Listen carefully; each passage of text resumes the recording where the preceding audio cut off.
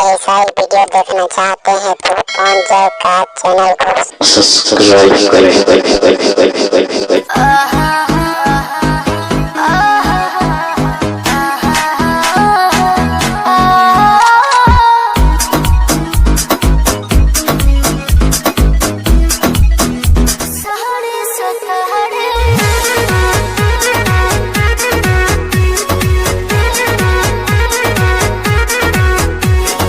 दिन भर के हम आइल बनी काम हो गईल शाम कुछ कर इंतजाम हो।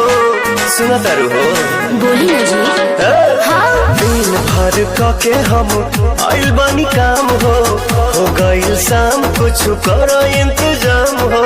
दही में दम रही तबे लड़ी गाड़ी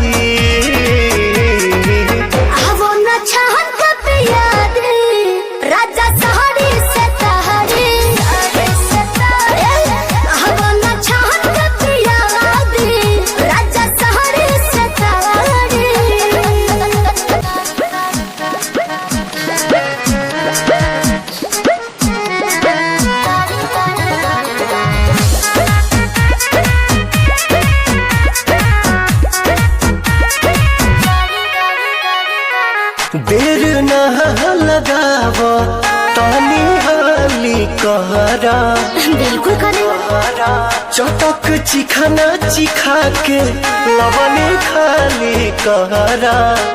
ए राजा जी वही खमड़ोइया छोटोइया बिछा दी हो तपसे लबा तबे लबा हो डोलाबी मूड बनो के तनी बने दया नाड़ी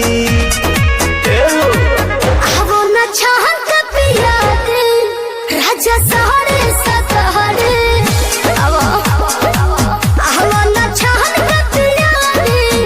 राजा सहरे सतहरे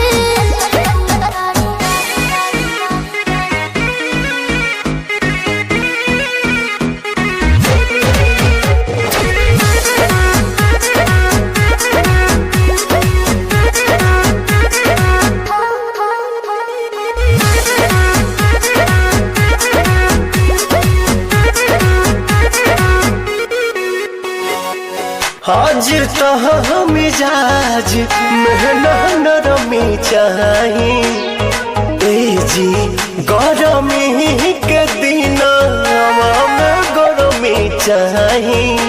ए राजा जी ये तना ना फायदा करेला दहे दूध हो चार छक मार के